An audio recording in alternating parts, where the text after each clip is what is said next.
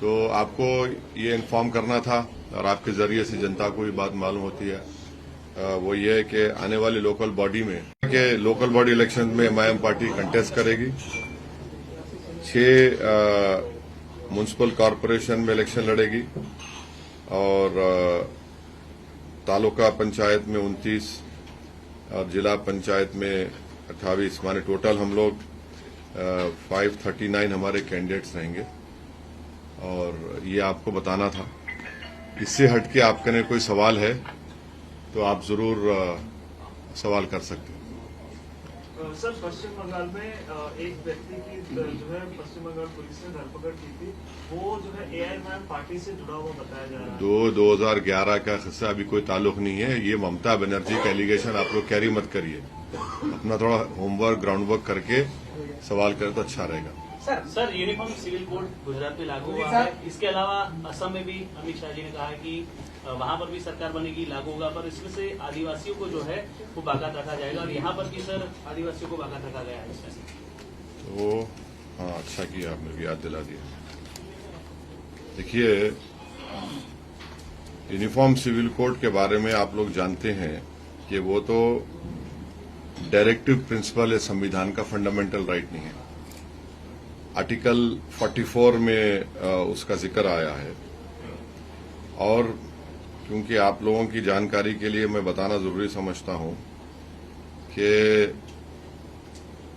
Uniform civil code के बारे में जब आप जाकर कॉन्स्टिट्यूएंट असेंबली का डिबेट देखेंगे तो उस वक्त बाबा साहेब अम्बेडकर ने वहां पर जो मुसलमान कॉन्स्टिट्यूएंट असेंबली में थे उन्होंने उसको, वो पहले ओरिजिनली आर्टिकल 38 था कॉन्स्टिट्यूएंट असेंबली डिबेट में, तो उसमें मुस्लिम कम्युनिटी के जो मेंबर थे वो लोग इस बात का मसला उठाए कि हमारे पर्सनल लॉस पर इसका इफेक्ट पड़ेगा।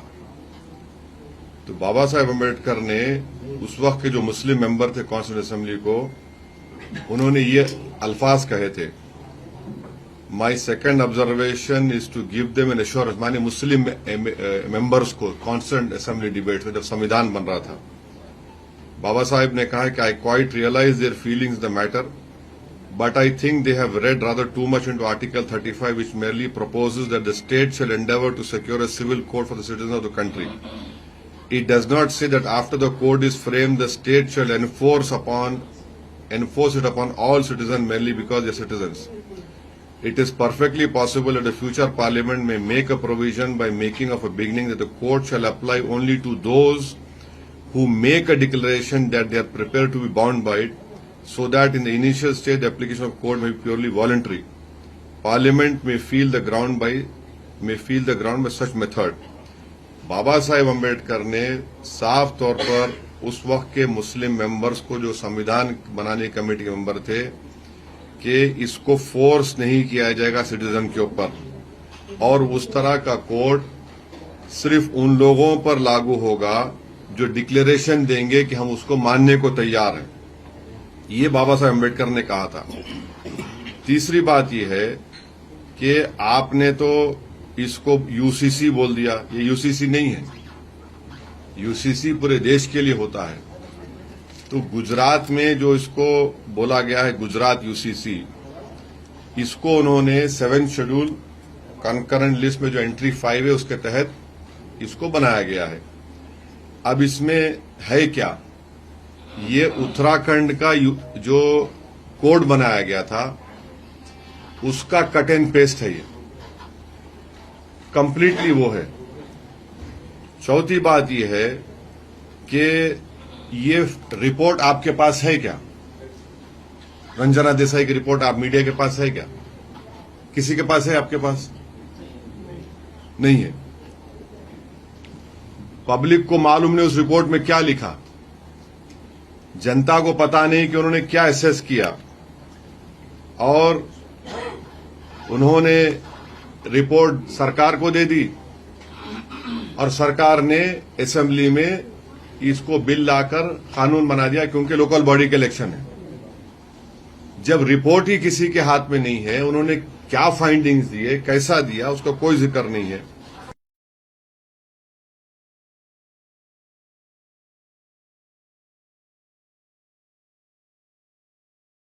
डिवोर्स एक्ट है, हिंदू सक्सेशन एक्ट है, उसको पूरा लागू कर दिया आपने गुजरात के हर समुदाय के ऊपर सिवाय शेड्यूल्ड ट्राइब्स के ऊपर, जो गुजरात में करीब कितना 16% के करीब उनका 16% है ना, शेड्यूल्ड ट्राइब 16% के करीब उनका पॉपुलेशन है।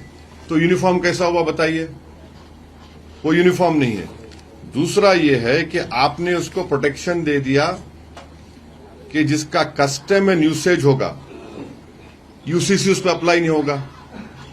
अब बाज कस्टम यूसेज गुजरात में है, नौत्रो है और फूलहार है, उनको प्रोटेक्शन मिल जाएगा। और अफेक्टेड पार्टी कौन है? मुसलमान है। इसलिए है कि हमको फ्रीडम ऑफ रिलीजन है आर्टिकल 25 में, आर्टिकल 26 में, आर्टिकल 21 में, आर्टिकल 14 में। आप उन सब का वायलेशन करके आप ये कह रहे हैं कि नहीं, ये जो हिंदू मैरिज एक्ट है, हिंदू सक्सेशन एक्ट है, वो मुसलमानों के ऊपर आप लागू कर रहे हैं, जो सरासर अनकॉन्स्टिट्यूशनल है। और ये बताइए कि कैसे, और फिर आपने उसमें एक और सेक्शन बना दिया कि 16% पॉपुलेशन है ट्राइबल का। उसमें आपने क्या बोल दिया उसमें कि मिसाल के तौर पर इस्लाम में एंसेस्ट्रल प्रॉपर्टी का कोई तस्वुर नहीं है, हिंदू धर्म में एंसेस्ट्रल प्रॉपर्टी का तस्वुर है, उसको एक्सेप्ट किया था, आप उसको मुसलमानों पे लागू कर रहे। चौथी बात यह है कि को पार्सनर प्रॉपर्टी में आपने बोल दिया कि चाइल्ड इन वूम। आपने डिवोर्स का मसला बना दिया कि नहीं, अब तलाक होगा ही नहीं, खुला भी नहीं होगा, मुबारात भी नहीं होंगे। अब किसी का शादी खत्म करना है मुसलमान को, तो उसको एडल्ट्री प्रूफ करना पड़ेगा, फिर उसको 6 महीने जुडिशियल सेपरेशन, फिर आपको एक्सेप्शनल सर्कमस्टेंसेस कोर्ट को दिखाना पड़ेगा। ये सब जो है ये हिंदू धर्म का हिस्सा है, इसको आप हम पे क्यों लगा रहे हैं? आप हिंदू धर्म का कानून आप हिंदू धर्म के मानने वालों पे लगाइए, बहुत अच्छा है। ये यूनिफॉर्म कहां है ये? और मैं किसी धर्म की चीजों को क्यों मानूंगा? मैं, ये तो मेरा आर्टिकल 25 का ग्रेव वायलेशन है। अच्छा, फिर आप बोलते कि लिव इन रिलेशनशिप हो सकता है, माने शादी का तो अब कोई शादी नहीं करके ऐसा ही किसी के साथ रहेगा, तो कहां गए मॉरल्स आरएसएस बीजेपी वालों के? इस्लाम में तो हम किसी गैर महरम औरत को या किसी गैर महरम औरत किसी मर्द को हाथ भी नहीं लगा सकती, हाथ भी नहीं लगा सकते। आप बोल रहे लिव इन रिलेशनशिप करो, कैसा करो? रजिस्ट्रेशन करा लो उसका, फिर टर्मिनेट करना है तो उसका टर्मिनेट का वो करा लो। ये क्या बात है? सैंक्टिटी ऑफ मैरिज तो खत्म हो गया ना। माने आप बगैर शादी करे किसी के भी साथ रह सकते हैं, आप अपने सेक्सुअल रिलेशनशिप कर सकते हैं आप, वो तो इस्लाम के धर्म के खिलाफ है, वो तो हो ही नहीं सकता। और फिर आप बोल रहे मेंटेनेंस एलिमनी होगा, वो भी हिंदू मैरिज डिवोर्स एक्ट के तहत होगा। फिर आप उसमें बोल रहे कि सक्सेशन होगा तो हिंदू धर्म के मुताबिक होगा। इस्लाम में क्या है, अगर मेरे पास एक बेटा एक बेटी है, मैं उसका एक शेयर हिस्सा है, मैं 1/3 अपनी प्रॉपर्टी किसी को नहीं दे सकता। मैं 1/3 प्रॉपर्टी किसी को दे ही नहीं सकता मैं। और अगर मैं 1/3 प्रॉपर्टी नहीं दे सकता हूं, मगर आप अब क्या कर रहे हैं, क्योंकि हिंदू धर्म में विल पावर है, अगर आपके 2 बेटे हैं एक बेटी है तो आप एक को दे सकते पूरा प्रॉपर्टी अपना, इस्लाम में नहीं दे सकते ऐसा। तो ये कौन सा इंसाफ कर रहे बदो आप बोल रहे जेंडर जस्टिस, कहां का जेंडर जस्टिस हो रहा है? विल पावर से कोई भी अपना पूरा प्रॉपर्टी एक औलाद को दे सकता है, ये कहां जेंडर जस्टिस है? अब लोग बोलेंगे कि हाँ मैंने अपनी बेटी की शादी किया, उसमें खर्चा हो गया, उसका हिस्सा नहीं होगा। अरे भाई इस्लाम में तो ऐसा अलाउड नहीं है ना, इस्लाम में तो देना ही पड़ेगा। और भाई जेंडर, अरे भाई ये बताओ, इस्लाम में पहला धर्म था पूरी दुनिया में जिसने बेटी को अपने बाप की जायदाद में हिस्सा दिया। दुनिया का पहला धर्म है ये। कोई धर्म ऐसा नहीं बोलता जो इस्लाम धर्म बोला। अब बोलते ने बेटी को आधा नहीं मिलता। अरे बेटी को बाप की जायदाद में भी हिस्सा मिलता है, शौहर की जायदाद में भी हिस्सा मिलता है, अगर भाई का नहीं रहा उसमें भी मिलता। माने देयर आर 32 वेज वेर इन, माने उससे ज्यादा भी है जो महिला को हिस्सा मिलता है। आपने विल पावर लिख दिया, तो विल पावर के जरिए से तो आपने तो सबका नुकसान कर दिया। अब कहां जेंडर जस्टिस होगा बताइए? जेंडर जस्टिस होगा ही नहीं। और ये प्रॉपर्टी राइट्स जो इस्लाम में है उसको आप ये बोलते हैं कि जेंडर बायस, नहीं, जेंडर बायस नहीं है उसमें, बिल्कुल जेंडर बायस नहीं है। आपने पूरा जितना डिवोर्स का तरीका था इस्लाम में उसको खत्म कर दिया। और आप ये बोल रहे हैं कि अगर इस कानून को कोई के बरखिलाफ काम करेगा तो उसको फाइन भी मिलेगा और उसकी जेल भी होगी। ये क्या है? ये लिव इन रिलेशनशिप आप बोल रहे कर लो, हाँ, और आप आपके धर्म का कानून मुझ पर क्यों लागू कर रहे हैं आप? ये इंसाफ है क्या बताइए आप? यूनिफॉर्मिटी है ही नहीं इसमें। आपके धर्म के लिए अच्छा है, बहुत अच्छा है, उस पर चलिए, हमारा कोई इतराज नहीं है। मगर आप कैसा बोलेंगे कि आपके धर्म के लिए अच्छा है, मेरे लिए अच्छा होगा? आप तो माने आप पूरा इसको Hindu code, marriage act, Hindu divorce act, Hindu succession act को आप सब पे लागू कर रहे हैं और 16% ट्राइबल को आप उसमें एक्सक्लूड कर दिए और जिसका कस्टम एंड यूसेज है उसको भी आप एक्सक्लूड कर दिए। तो ये सरासर गलत है, ये फंडामेंटल राइट्स का वायलेशन है। ये बीजेपी की जो नफरत की आइडियोलॉजी है माइनॉरिटीज के ताल्लुक से, इसका खुला सबूत है। और उत्तराखंड में जो है कट एंड पेस्ट जो Hindu marriage act, succession act में, उसको आप यहां पर लागू कर दिए।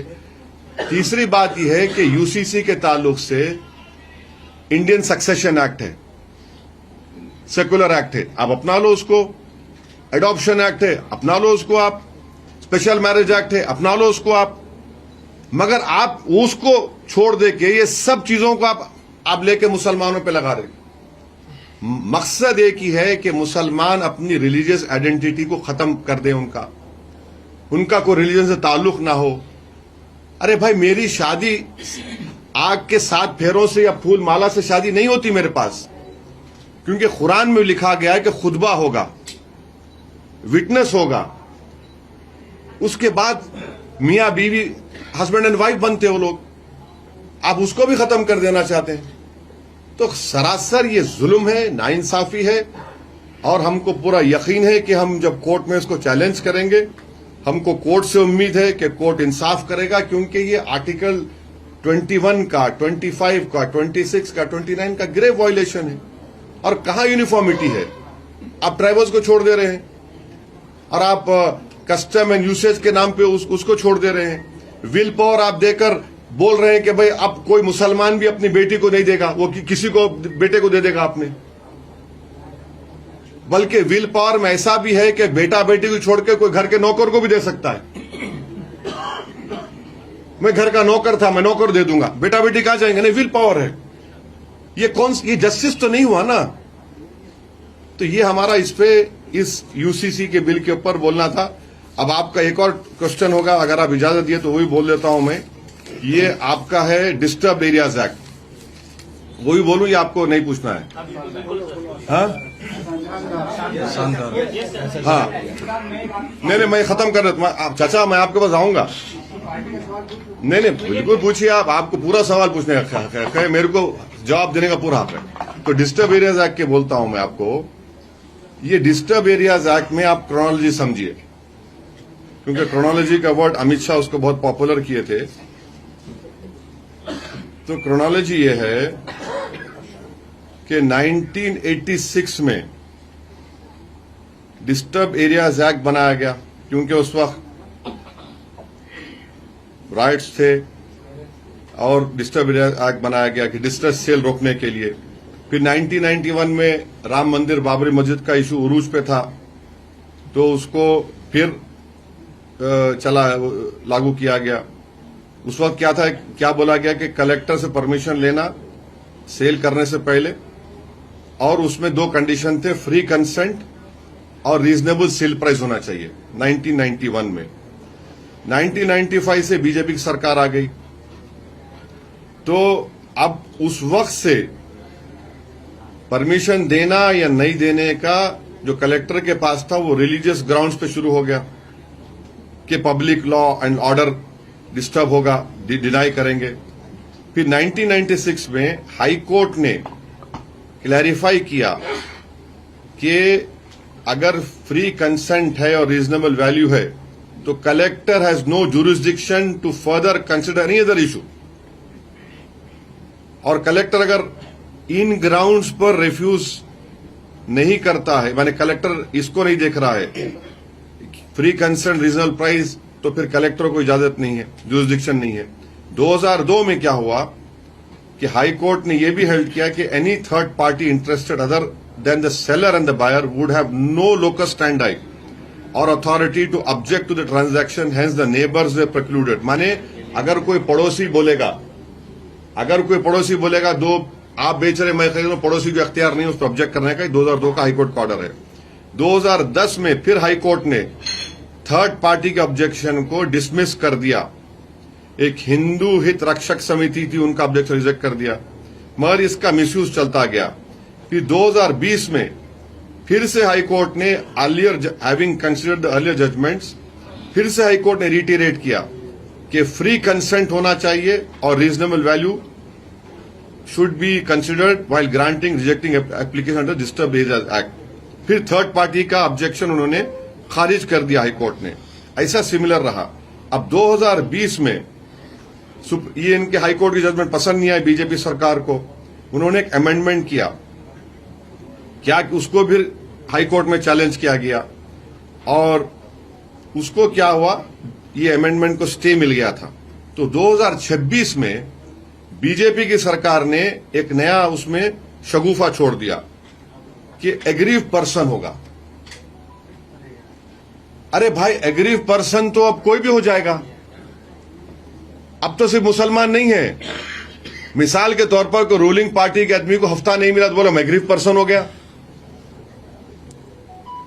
ये तो सबको कमीशन हो जाएगा। तो आपने तो कमीशन लेने का तो लीगलाइज कर दिया तरीका बीजेपी ने, एग्रीव पर्सन हो जाएगा।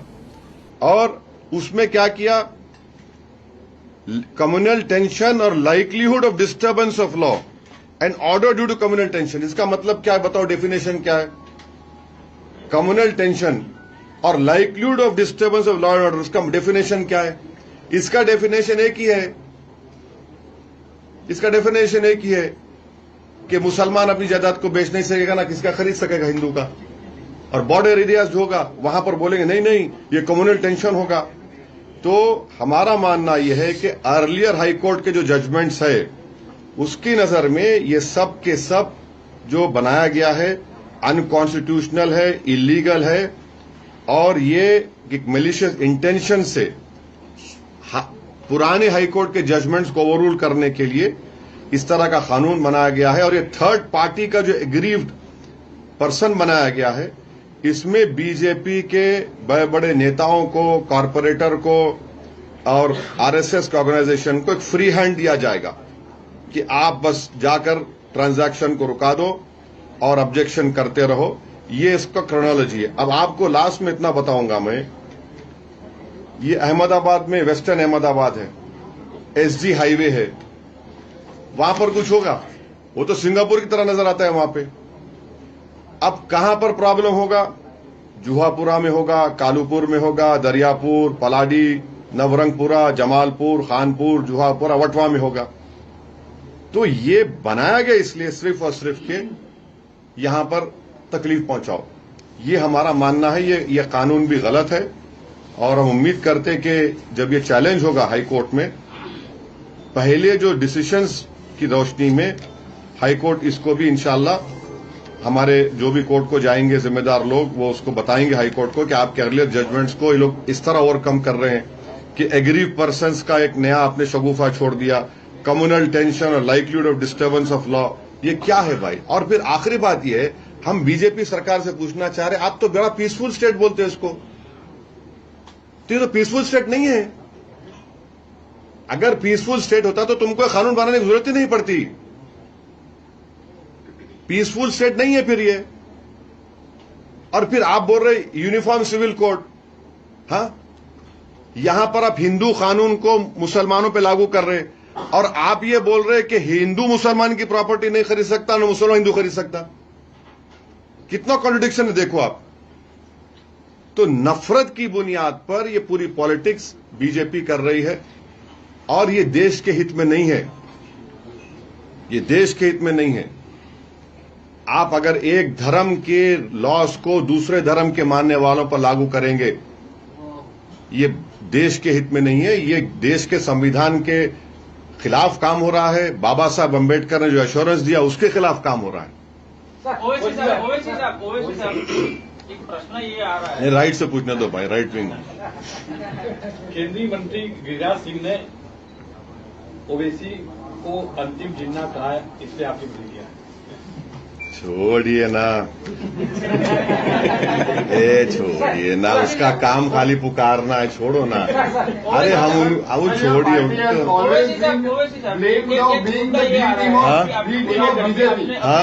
आपकी पार्टी को हमेशा ब्लेम किया जाता है कि आप बीजेपी की बी टीम हो, तो are you considering of working with the India alliance? No, your question, your are you B team of BJP? I am the original M team. I am the original M team. इसका मुस्लिम minority मत निकालिए, marginalise section का team हूं मैं। सुन, अब देखो, या तो आप कांग्रेस के बोल दो मेरे को, नहीं है ना आप, है क्या, है या नहीं है? नहीं है ना, सुनो फिर जवाब मेरा, मैं ओरिजिनल M टीम हूं। दूसरी बात यह है कि आखिरी मर्तबा एक मुस्लिम एमपी गुजरात में कब जीता था? मैं तो स्टूडेंट ऑफ पॉलिटिक्स हूं। 84 चाचा, 84 अहमद पटेल, लोकसभा राज्यसभा थे एहसान जाफरी साहब। अच्छा चलिए, आपकी अच्छा एक सुन, तो मेरे से बहस मत करिए। No don't comment, no listen to me, you want to. अच्छा ठीक है, अच्छा ठीक है। अरे ठहरो ना, आप मेरे को बोलने दो ना, हमको बोलने दो। तुम सवाल करो, हमको बोलने दो। नहीं, अच्छी छोड़िए ना, हमको बोलने दीजिए। आप अपना एजेंडा लेकर आए तो अलग बात है। 91 से अभी तक कोई मुसलमान एमपी नहीं जीता, मान लिया 91 नहीं जीता, मेरी वजह से। किसकी वजह से? आज देश की पार्लियामेंट में 4% मुसलमान एमपी है, किसकी वजह से? मेरी वजह से। आसाम की मिसाल ले लो आप, 50 एमएलए कांग्रेस के बीजेपी में चले गए, 50। अभी मुख्यमंत्री कांग्रेस के एमपी थे, रिजाइन करके चले गए, उनका प्रेसिडेंट चला गया, मेरी वजह से। नहीं, मेरे पे डालना चाह रहे तो मेरे लिए बैच ऑफ ऑनर है, मेरे को इतराज नहीं है, मगर हकीकत कुछ और है। अब ये जो यूसीसी का बिल है, कांग्रेस क्यों ने डिवीजन का मुतालबा किया असेंबली में? उत्तराखंड में वॉइस वोट में कांग्रेस भी शामिल है।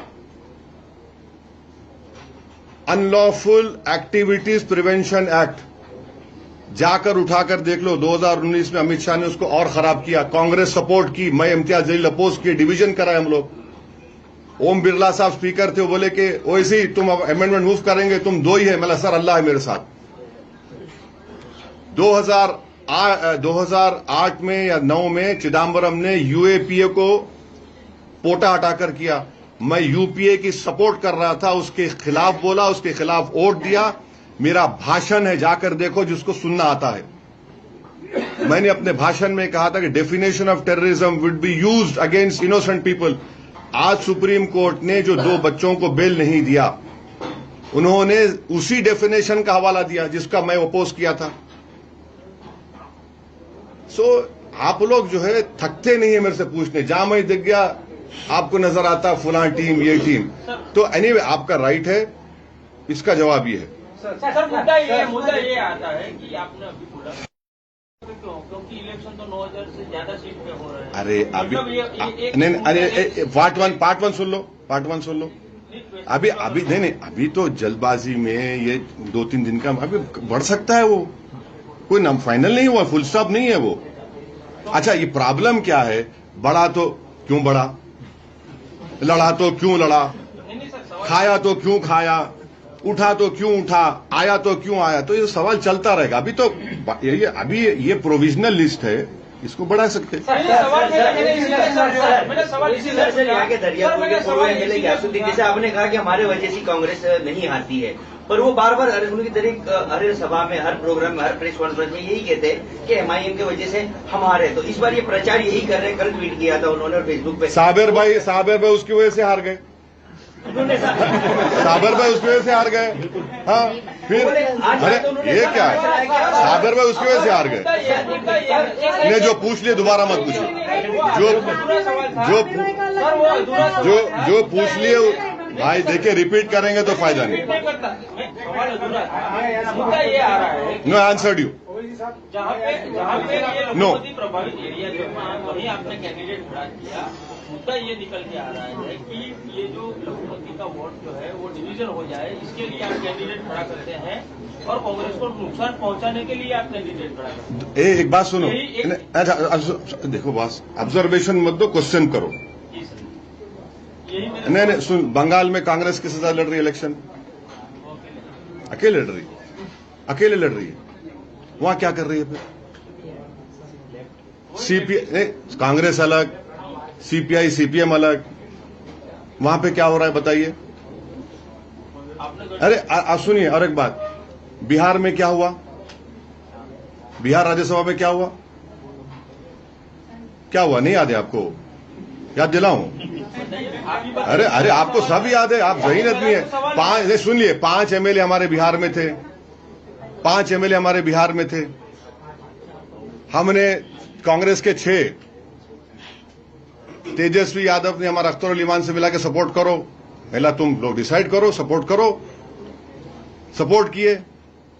6 में कांग्रेस के 3 गायब, आरजेडी का 1 गायब। मैं क्या पढ़ के फूका था बोल के है?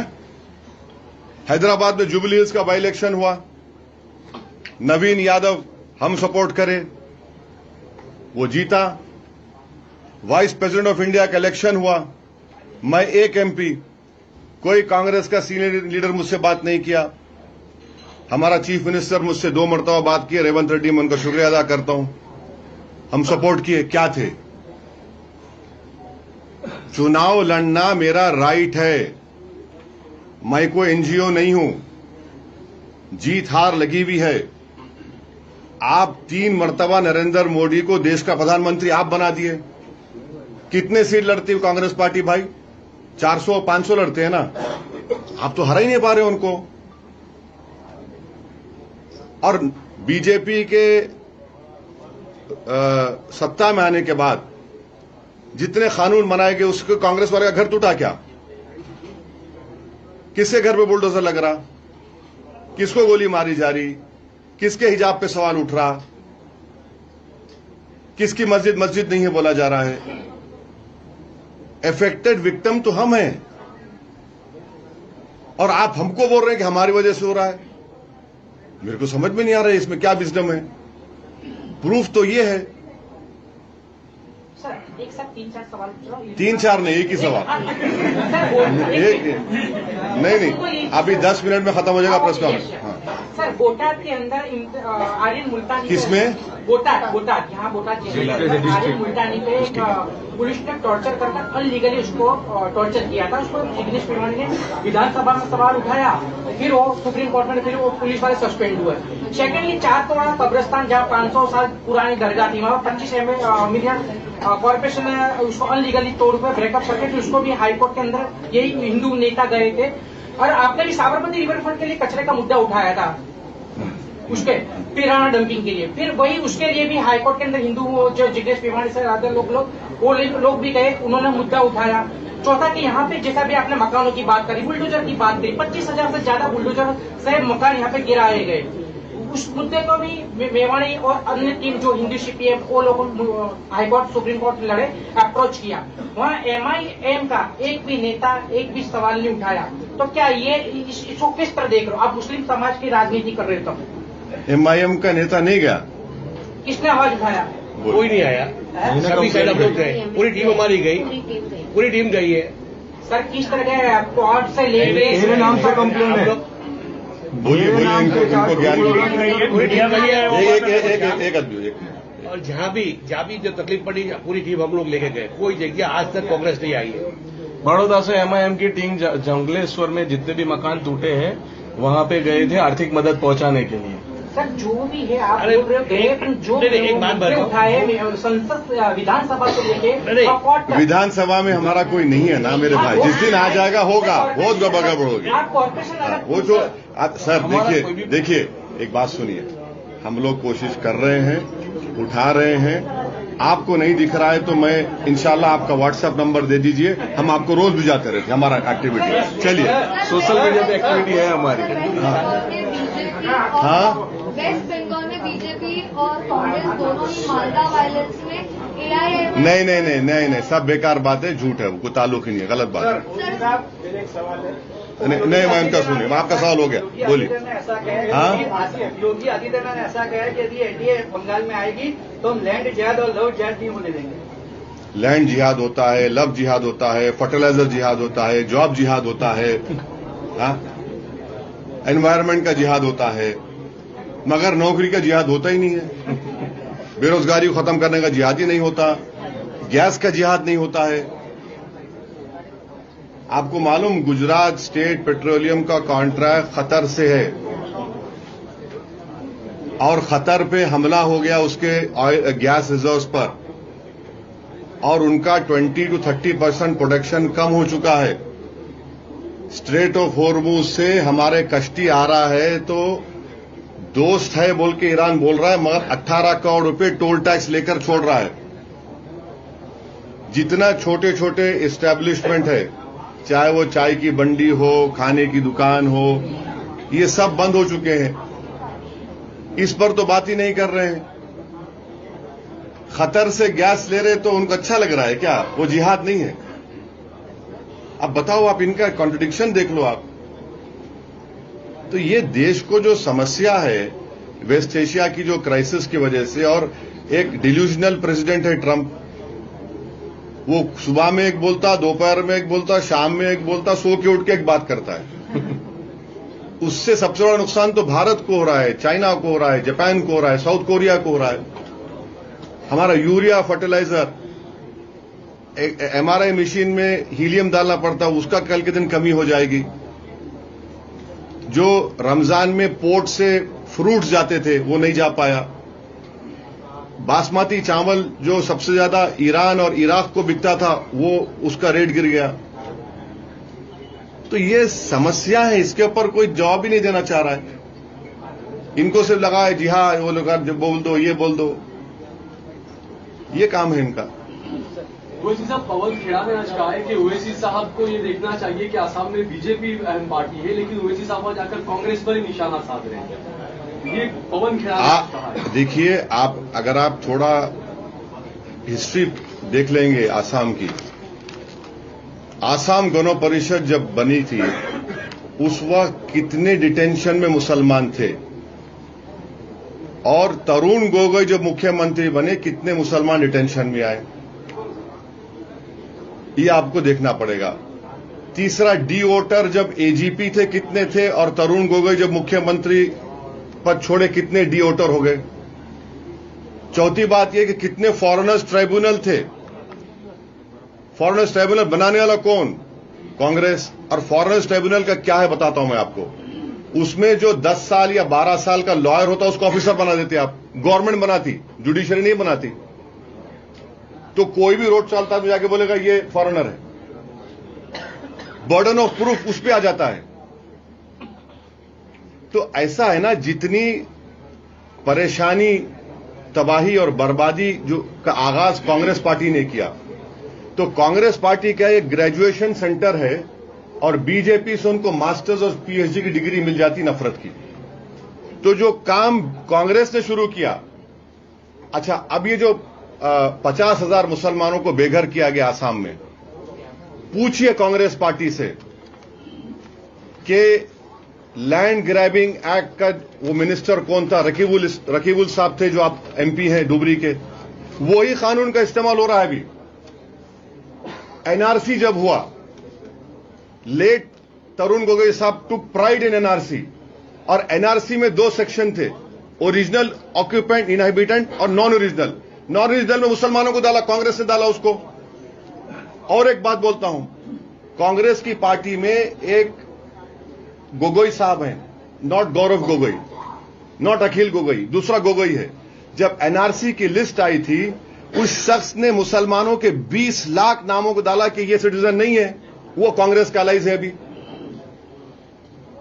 वो जानते नहीं है ना हिस्ट्री को। जानकर भी अगर खामोश होना चाह रहे तो उसका इलाज मेरे पास नहीं है। अच्छा, इतना सब जो एविक्शन हुआ 50,000 लोगों का, कहां थे भाई? वही बदरुद्दीन अजमल थे, लड़ रहे थे। और बदरुद्दीन अजमल तो सुप्रीम कोर्ट में कई केसेस डाले, आज भी केसेस चल रहे हैं। तो ये चीज है जो उनको एक्सेप्ट करना पड़ेगा। और आप बोलते ही नहीं है, आपके मुंह में दही जम जाता है। तो इसलिए आपके सवाल का जवाब ये है। आप चेक कर सकते, जितना मैं बोला हूं आप चेक कर लीजिए, आपको सच्चाई मालूम हो जाएगी। सर, मुंबई के शिवसेना के और हेमंत बिस्वा शर्मा के काम पे वोट मिलेंगे हमको। अरे छोड़ो ना, उनका क्या बोलना है, उनको छोड़ो ना। सर, इलेक्शन कमीशन की गाइडलाइन होती है, जब चुनाव हो तो भड़काऊ भाषण के ऐसी चीजें ना बोली जाए एक समुदाय को लेकर दूसरे समुदाय। तो भी कितने जो अभी चीफ मिनिस्टर हो के ऐसे पद पर रहे लोग भी इस तरह के घृणास्पद भाषण देते हैं, जिससे दूसरे यानी वोट प्रभावित हो। तो इलेक्शन कमीशन की भूमिका आप इलेक्शन के टाइम पर किस तरह देखते हैं? फिर कोई एक्शन होता नहीं है, खाली प्रेस कॉन्फ्रेंस के दौरान खाली बातें होती है कि हम ये एक्शन लेंगे, हम ये एक्शन लेंगे। तो क्या ये मेरा मानना यह है कि मॉडल कोड ऑफ कंडक्ट का वायलेशन नहीं होना चाहिए। उसके स्पिरिट को समझने की जरूरत है, और अगर कोई उसका वायलेशन करता है तो इलेक्शन कमीशन को उसका नोटिस लेना चाहिए। शायद आप ये पूछना चाह रहे थे कि प्रधानमंत्री ने राजस्थान में 2024 के चुनाव में कहा था कि किसका मंगलसूत्र छीन लिया जाएगा, गाय और भैंस छीन लिया जाएगा। तो ये भी एक है। तो आपकी बात सही है, मैं आपसे एग्री करता हूं। सर, जो सरकार है उसमें हेमंत विश्वास ने अभी जो एक कम्युनिटी को टारगेट करके जो किया, तो that should have been taken as suo motu cognizance by the Supreme Court, but it has No, you are wrong. You are wrong. You don't know. Mr. Badruddin Ajmal had gone to the Honorable Supreme Court. The Supreme Court has given an order. I can show you also. उसमें supreme court ने एक order दिया है कि अगर कोई forest land पर है तो उनको ऑल्टरनेट जगह दिया जाए। और हाँ, वो केस आपको बोल देता हूं ताकि आप चेक कर सके। हाँ, वो केस है बदरुद्दीन अजमल साहब डाले, Jamaluddin versus union of India. Honourable justice घटनम और श्री नरसिम्हा और honourable justice Atul C Chandurkar का ये अभी पेंडिंग भी है। यहां पर अगर फॉरेस्ट लैंड पर नहीं है, डिस्टर्ब मत करो। होता क्या है, आसाम में फ्लड्स आते, फ्लड्स आने के बाद जो गरीब लोग होते हैं, चौर बोलते, अपने यहां से किसी और जगह पे जाकर रहना शुरू करते हैं। ये भी मसला कांग्रेस पार्टी का है। कैसा है बताता हूं। जब फ्लड आया मैं दूसरी जगह चलेगा तो मेरे को पट्टा सर्टिफिकेट देना चाहिए, डिस्प्लेसमेंट सर्टिफिकेट देना चाहिए, रिलीफ कुछ नहीं। तो ये सब वहां से शुरू होता है। ये ऑर्डर है सुप्रीम कोर्ट का जिसको सुन नहीं रही सरकार, तो उसके I was talking about that Hemanta Biswas was pointing a gun at. Yes, it is wrong. Yes, it is wrong. It is wrong. Later he disowned that video. No, later he disowned that video. बल्कि वो तो ये कह रहे हैं कि मैं जीना मुश्किल कर दूंगा, मैं उनका सियासी हड्डी तोड़ा हूं, अब उनकी कमर की हड्डी तोड़ दूंगा, मदनी साहब को जाना है वहां चल, मैं भिजा दूंगा वहां पर। तो सब बातें कर रहे हैं वो। सर यूजीसी पे स्टैंड क्या है एमआईएम? यूजीसी रेगुलेशन के ऊपर, यूजीसी ग्रांट ऑफ परमिशन हाँ वो बिल्कुल दलितों को प्रोटेक्शन मिलना चाहिए। अच्छा हाँ, अच्छा, यानी सवर्ण को वो कुछ नहीं है, यानी उसको सवर्ण अपराधी है नहीं, डिस्क्रिमिनेशन किससे होती? डिस्क्रिमिनेशन की बात नहीं। देखिए आपको डिबेट करना है, टाइम बोलो, जगह बोलो, आता हूं। आप जर्नलिस्ट के साथ बात करें, मेरा जवाब सुनो। आपको नहीं देखिए, you are debating with me, you have all the right, but here I am doing a press conference, you ask me a question, I will give you reply. You want debate with me, show me the place and time, I will come and debate with you, I'll come and debate with you. But if you were asking me this question, why did that UGC regulation was taken back? No, नहीं, discrimination में फर्क होता है, dignity का सवाल आता है। किसी को जात के नाम पर बोलकर मारा जाता है, और आपको मालूम, अच्छा ये सब जो छोड़ दीजिए, दिल्ली का एम्स जाकर देखो आप, एम्स हॉस्पिटल है ना, उसमें दलितों का अलग बिल्डिंग है, क्यों है? और संविधान में इक्वालिटी की जब बाबा साहब ने बात की, सब्सटेंटिव इक्वालिटी की बात की, सब्सटेंटिव इक्वालिटी की बात की।